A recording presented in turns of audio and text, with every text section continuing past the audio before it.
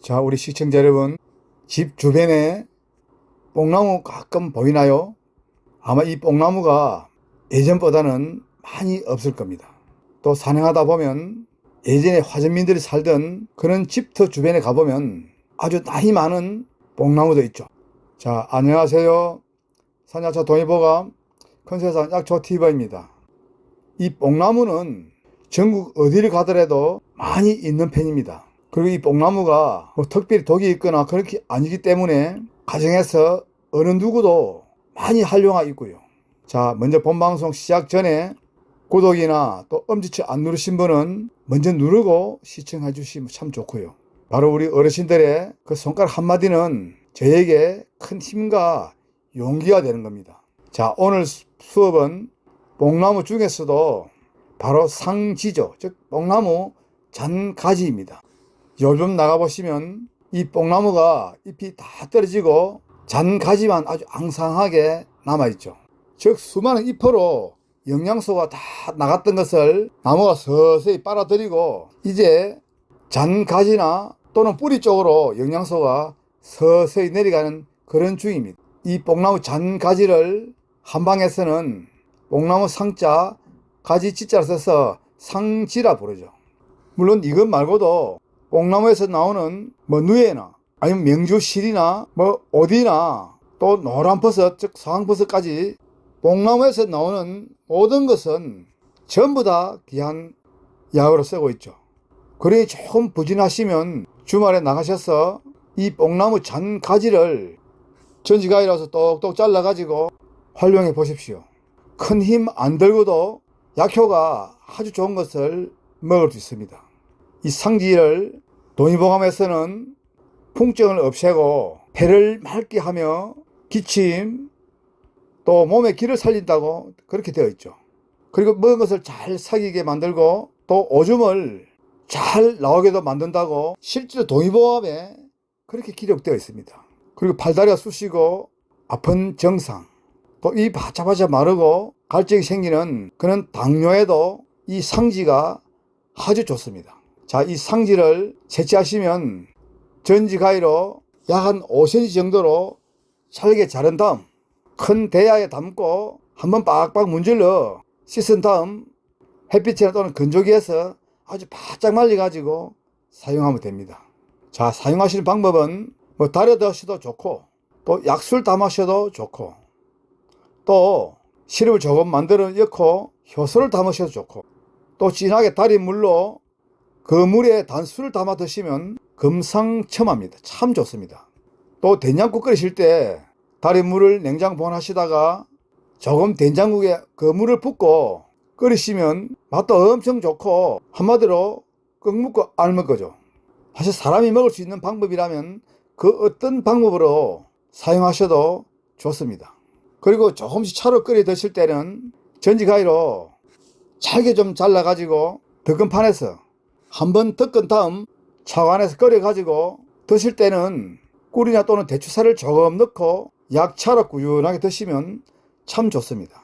자, 달여 드실 때는 잔가지 기준입니다. 잘게 썰어 말려둔 그 상지를 물 2리터 한 대에 약 200g을 넣습니다.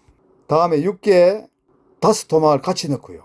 다음에 아주 약불에서 은은하게 달여 그 물이 한 반 정도를 줄면 불 끄고 쭉 완전히 걸러낸 다음 냉장 보관하시며 드실 때는 좀 따뜻하게 데워 가지고 식후에 한 잔씩 하루에 한 2-3번 꾸준하게 드십시오.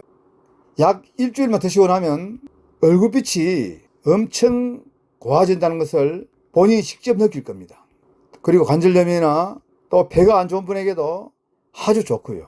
사실 제가 아무리 좋다고 해도 한 며칠 먹고 좋아지지는 않습니다. 정답은 내 몸에서 서서히 변화가 일어나 좋아질 때까지 꾸준하게 드셔야 되죠.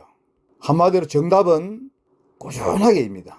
예전 방송에 제가 도라지가 좋다고 했더니 어떤 분이 전통시장 나가셔서 도라지를 한 2만원치 사가 와가지고 썰어서 물을 달여가지고 일주일째 먹었는데 좋아진 느낌을 모르겠다 하더라고요. 사실 일주일 먹고 죽을 사람이 살게 되고 또 살 사람이 죽게 된다면은 그것은 오히려 약이 아니라 독약일 수 있죠. 또 마약이거나요. 최소한 아무리 적게 드셔도 한 달 이상은 꾸준하게 드셔야 됩니다. 자, 다음에는 뽕나무 장가지로 약술 담는 방법입니다. 되도록 잘게 썰어가지고 약술 담을 용기에 약 50% 채우십시오. 아주 바짝 말아진 것을요. 다음에는 또 육개를 소주 대병 한 병 분량당 3토막을 같이 넣고, 또 감미료로 우리가 보통 먹는 잡꿀 소주 대병 한 병 분량당 약 30g을 넣습니다. 아마 30g 하면 소주잔에 약 3분의 2 정도 되죠. 다음에 바탕술을 너무 독주 말고 약 20도 전후를 넘칠 만큼 찰랑찰랑 가득 붓고 뚜껑 꼭 닫아서 그늘진 곳에 한 3, 4개월 두었다가 저기 많이 걸러내고 그 술만 따라 보관하시며 반주 정도로 식후에 한 잔 내지 2잔만 꾸준하게 드시고요. 절대로 약술 담아가지고 한꺼번에 많이 드시면 약이 아니라 독이 되는 겁니다.